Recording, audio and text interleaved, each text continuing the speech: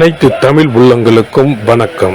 நாம் இந்த பதிவில் 2024ஆம் ஆண்டின் 11வது மாதமான மாசி மாதத்தின் 12 ராசிகளின் பலன்களையும் அதற்கான பரிகாரங்கள் என்னென்ன என்பதையும் இந்த பதிவில் விரிவாக காண்போம். எல்லோர் வாழ்விலும் பலமும் நலமும் செல்வ செழிப்பும் பெற எல்லாம் வல்ல இறைவனை வேண்டுகிறேன். வாழ்க வளமுடன்.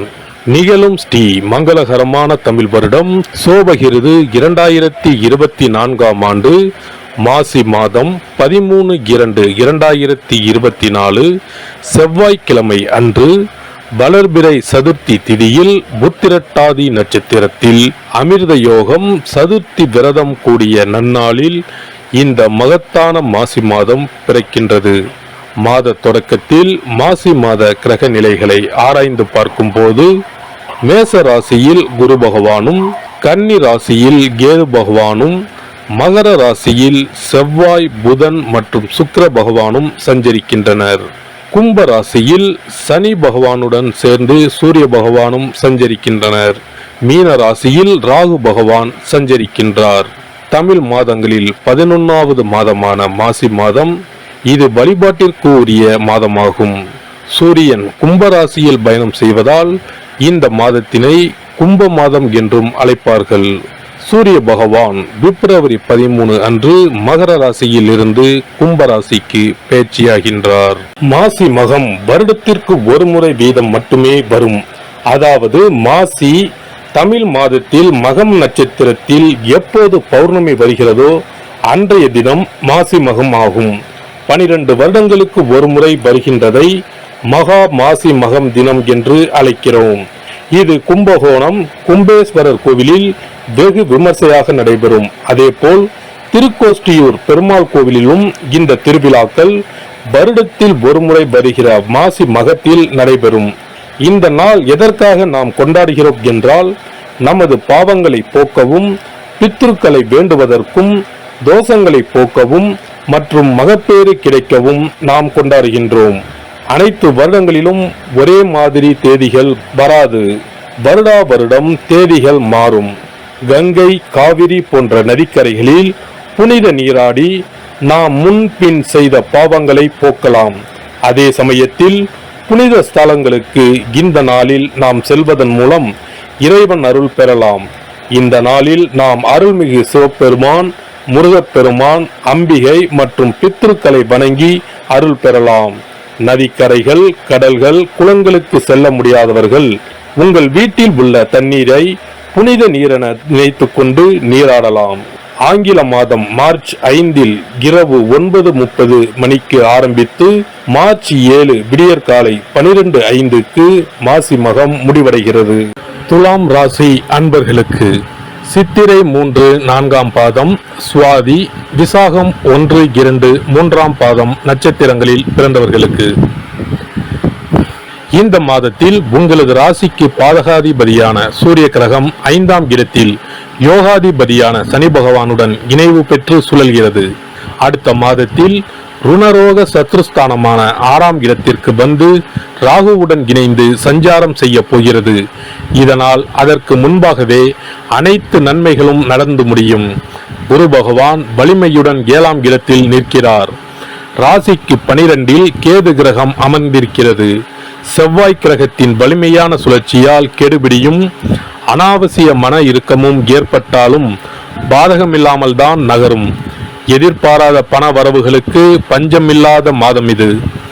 மாதம் துவங்குவதற்கு முன்பே எதிர்கால உயர்வுக்கான சாதக செய்தி ஒன்றும் இனிமையுடன் வந்திருக்கும். இனிமேல் எந்த விஷயத்திற்காகவும் இடையூறு, பாதகம் பெரிதாக ஏற்படாது. குடும்ப விஷயங்களிலும் நன்மை தொடரும். எதிர்ப்பு, போட்டி, எதிரி விஷயங்கள் கட்டுக்குள்ளேயே இருக்கும். உத்தியோகம், பணி, பதவி, விஷய மேன்மை ஏற்பட்டு ஊதிய கவலைகளையும் தீர்க்கப் போகிற மாதம் இது. கடன், வழக்கு, பஞ்சாயத்து விஷயங்கள் முடிவுக்கு வரும்.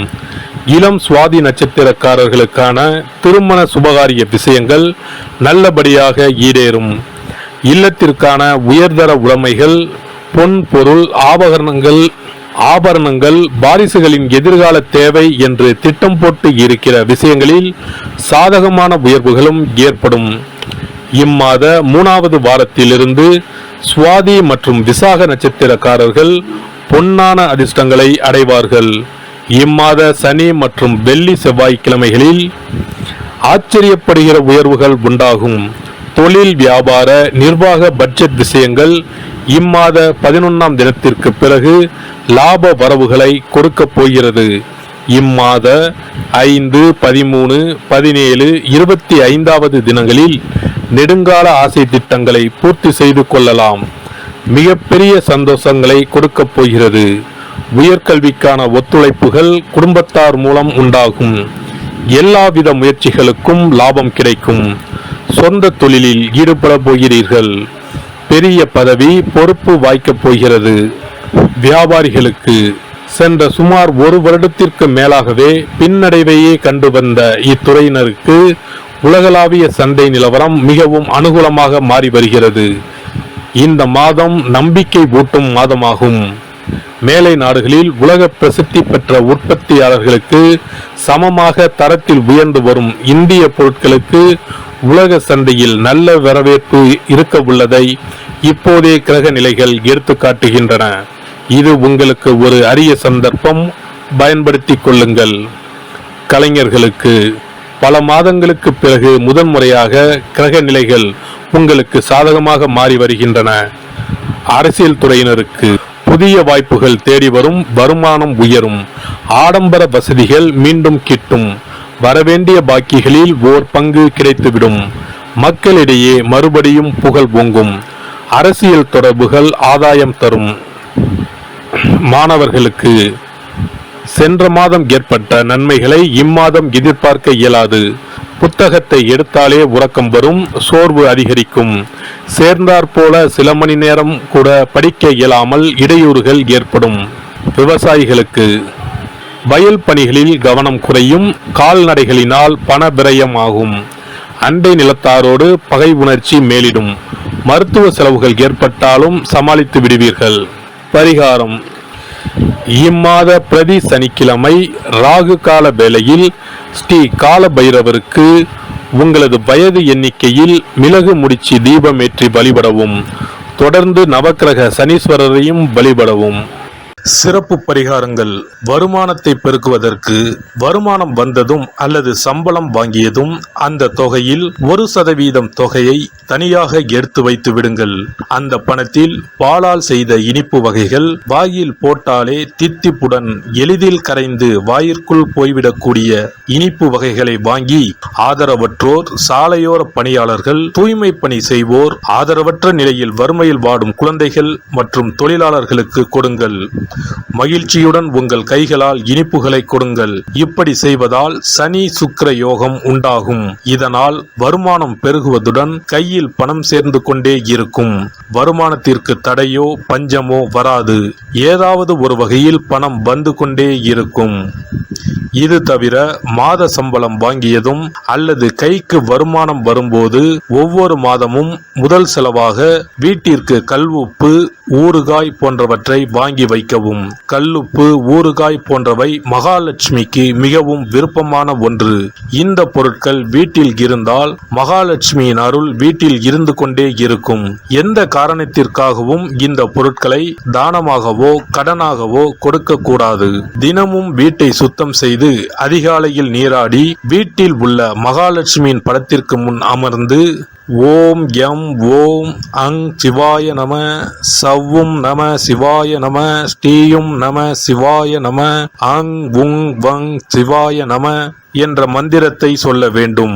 இந்த மந்திரத்தை தினமும் சொல்லி வந்தால் பணம் வீணாக விரயமாகாமல் பணம் சேர்ந்து கொண்டே இருக்கும். வாழ்க வளமுடன். இந்த வீடியோ உங்களுக்கு பிடிச்சிருந்தா லைக் பண்ணுங்க, ஷேர் பண்ணுங்க அண்ட் சப்ஸ்கிரைப் பண்ணுங்க. பக்கத்துல இருக்க பெல் ஐகானை கிளிக் பண்ணுங்க. நன்றி, வணக்கம், வாழ்க வளமுடன்.